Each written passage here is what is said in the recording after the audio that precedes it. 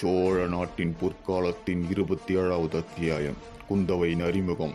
நம்ம சேனலை first time பார்க்குறீங்கன்னா சப்ஸ்கிரைப் பண்ணிருங்க. சென்ற அத்தியாயத்தில் சோழ நாட்டு அமைச்சர்கள் சிற்றரசர்கள் என அனைவரும் தன் மகன் ஆதித்த கரிகாலனுக்கு முடிசூடும் நிகழ்ச்சிக்கு கலந்து கொள்ளும்படி தூதுவர் மூலமாக செய்தியினை அனுப்பினார் சுந்தர சோழர். அவர் ஆணையின்படி தூதுவர்கள் செய்தியினை கொண்டு சென்றார்கள். ஆதித்த கரிகாலன் இனி சோழ நாட்டு முப்படை தளபதிகளில் வந்தியத்தேவனும் ஒருவர் என கூறியிருக்கிறார். இது வந்தியத்தேவனுக்கு கிடைத்த முதல் வெற்றியாகும். நாம் பார்த்து கொண்டிருப்பது ஆதித்த கரிகாலரின் வாழ்க்கை வரலாற்றை தான். இனி நடக்க இருப்பது ராஷ்டிரகூட நாட்டில் ராஷ்டிரகூட மன்னன் 3ஆம் கிருஷ்ணனும் அவரது மகன் போத்திகனும் தன் அமைச்சர்களிடம் ஆலோசனை கூட்டம் நடத்துகிறார். அமைச்சர்களே, நம் நாட்டின் மீது சோழர்கள் எப்பொழுது வேண்டுமென்றாலும் போர் தொடுத்து வரலாம். இதுவரை நான் சிந்தித்ததில் ஆதித்தன் சிறப்பாக அவன் திட்டத்தை செய்துவிட்டான். அரசே, ஒன்றும் புரியவில்லை, சற்று புரியும்படி கூறுங்கள். அமைச்சர்களே, சில வருடங்களுக்கு முன்பு சோழர்களுக்கும் ராஷ்டிரகூடர்களுக்கும் இடையே நடைபெற்ற போரில் நாம் நம் சுற்றியுள்ள சிறிய நாடுகள் அனைத்தையும் நட்புறவில் வைத்துக் கொண்டு அவர்கள் மூலமாக தன் போரில் ஈடுபட்டு சோழர்களை வென்றோம். இது நினைவிருக்கிறதா? ஆனால் இப்பொழுது இருக்கும் நிலைமை, நம்முடன் நட்புறவில் இருந்த அனைத்து சிறிய நாடுகளையும் ஆதித்த கரிகாலன் கைப்பற்றி விட்டான். அவர்கள் அனைவரையும் சிறைபிடித்து விட்டான். இதன் மூலமாக யாரிடமும் கூட்டணி வைத்துக் கொள்ள முடியாது. அது மட்டும் இல்லாமல் சோழர்களின் எதிரியான பாண்டியர்களையும் வீழ்த்தி அவர்கள் நாட்டையும் கைப்பற்றி விட்டார்கள். இனி பாண்டியர்களிடமும் சென்று உதவி கேட்க முடியாது. அரசே, இப்பொழுதுதான் புரிகிறது அரசே, நாம் என்ன செய்வது? அமைச்சர்களே, போரிடுவதற்கு இன்னும் நாட்கள் இருக்கிறது.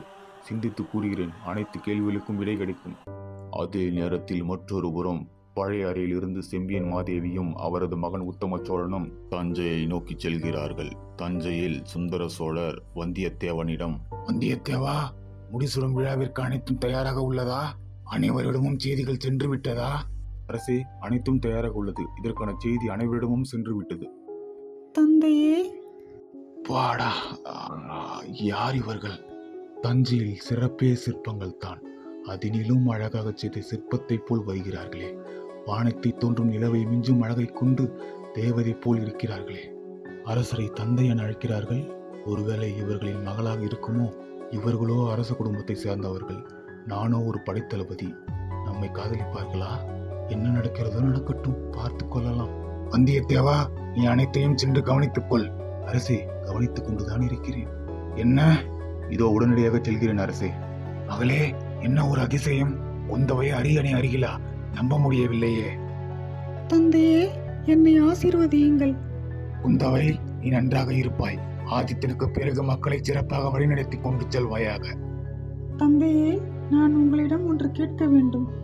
என்ன மகளே, என்ன கேட்க வேண்டுமோ கேள். தந்தையே, என்னை நீங்கள் இன்னும் சிறு குழந்தையாகவே இருக்கிறாள் என்று நினைத்துக் கொண்டிருக்கிறீர்கள். வயது அதிகரித்துக் கொண்டே போகிறது என்று தெரியாதா? நான் அரியா பருவத்தை தாண்டி விட்டேன் என்ற எண்ணமே வரவில்லையா? குந்தவை, என்ன ஆயிற்று? ஏன் இப்படியெல்லாம் பேசுகிறாய்? தந்தையே, என் அண்ணன் ஆதித்த கரிகாலன் சிறு குழந்தையிலிருந்தே போர் பயிற்சியில் மிகவும் ஈடுபாடு கொண்டதால் தான் இப்பொழுது மாவீரராக திகழ்கிறார். அந்த ஈடுபாடு எனக்கும் வந்துவிட்டது. நானும் சிறு வயதில் இருந்தே என் அண்ணன் ஆதித்தனிடம் இருந்து வீரத்தையும் வலிமையும் கற்றுக்கொள்ள வேண்டும் என்று ஆசைப்படுகிறேன். நான் என் நாட்டு மக்களின் தேவைக்காகவும் பாதுகாப்பிற்காகவும் என் மூலமாக அனைத்தையும் செய்ய வேண்டும் என்று ஆசைப்படுகிறேன்.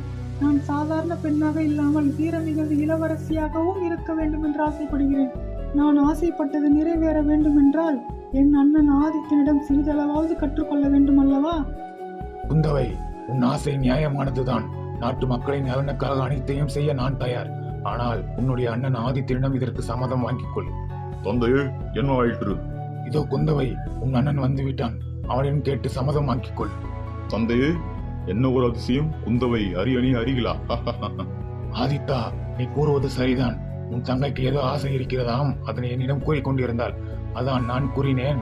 உன் அண்ணன் ஆதித்தனிடம் கூறிக்கொள். குந்தவை, என்ன ஆசை? அண்ணனிடம் கூறு.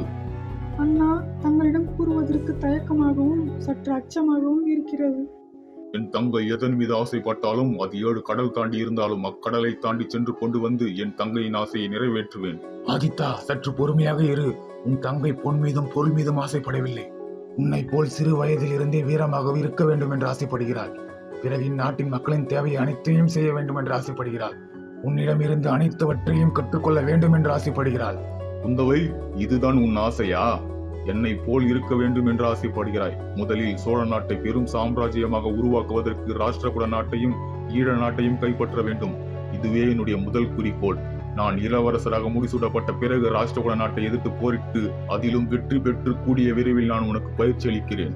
ஆனால் ஒன்று, என்னை போல் இருக்க வேண்டும் என்றால் என்னிடம் உள்ள சில குணங்களை தவிர்க்க வேண்டும். அண்ணா, நான் எதனை தவிர்க்க வேண்டும்? சற்று கூறுங்கள். என்னிடம் உள்ள மிருகத்தனம், கோபம் இவற்றை நீ தவிர்க்க வேண்டும். ஏனென்றால் சிறு வயதிலிருந்து எனக்கு இவை இரண்டும் அதிகமாகவே இருந்தது. ஆனால் இப்பொழுது வரை அதனை என்னால் கட்டுப்படுத்த முடியவில்லை. என் கோபத்தை பார்த்து என்னிடம் பேசுவதற்கு சற்று தயங்குகிறார்கள். அது என்னுடைய தங்கைக்கு முற்றிலும் இருக்கக்கூடாது. அமைச்சர்கள், சிற்றரசர்கள், மக்கள் என அனைவரும் உன்னிடம் அனைத்தையும் கூற வேண்டும். சோழ நாட்டை விரிவுபடுத்துவதை நான் பார்த்துக் கொள்கிறேன். சோழ மக்களின் தேவையை நிறைவேற்றுவதை நீங்கள் பார்த்துக் கொள்ளுங்கள். குந்தவை, உன் அண்ணன் ஆதித்தன் கூறுவது மிகவும் சரிதான். அரசவையிலும் அரியணையிலும் இருப்பவர்கள் மக்களிடம் அன்பாக இருக்க வேண்டும். குந்தவை, இனி வரும் காலங்களில் இந்நாட்டின் மக்களின் நலனை கருத்தில் கொண்டு அவர்களுக்கு நன்மை எது தீமை எது என நீ கற்றுக்கொள்ள வேண்டும். பிறகு அதனை நாம் செயல்படுத்துவோம். இதனை கூறிக்கொண்டு இருக்கும் பொழுது செம்பியன் மாதேவியும் அவரது மகன் உத்தம சோழனும் அரண்மனைக்குள் வருகிறார்கள். அவர்களை கண்ட குந்தவை பாட்டி என்று கூறி அவ்விடத்திலிருந்து ஓடி கட்டி அணைத்துக் கொண்டார். குந்தவை, நலமாக இருக்கிறாயா? பாட்டி, நீங்கள் நன்றாக இருக்கிறீர்களா? அண்ணா, உத்தம சோழரே, நீங்கள் நன்றாக இருக்கிறீர்களா? தாயே, என்னை ஆசீர்வதியுங்கள்.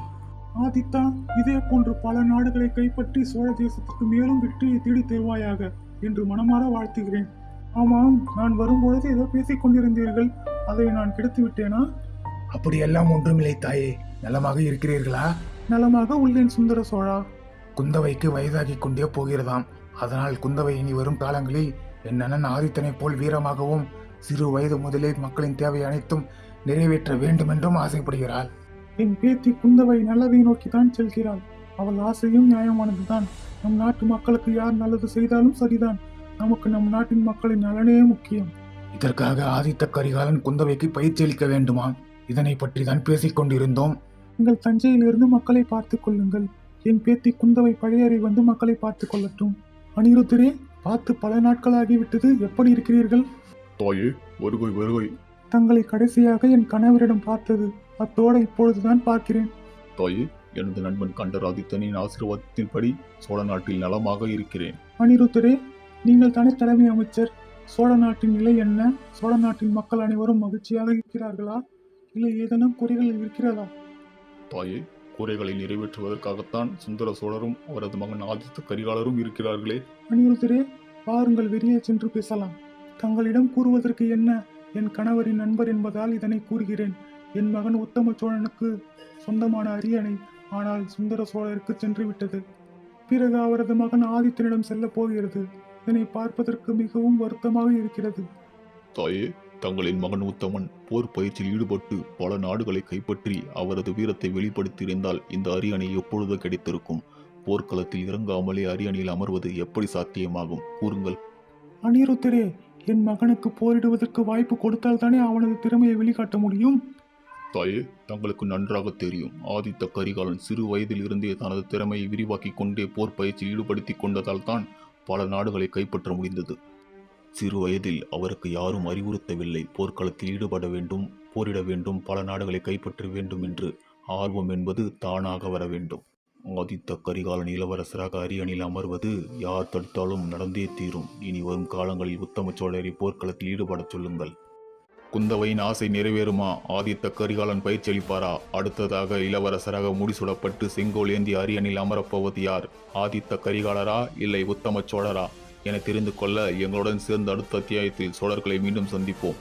தேங்க்ஸ் ஃபார் வாட்சிங்.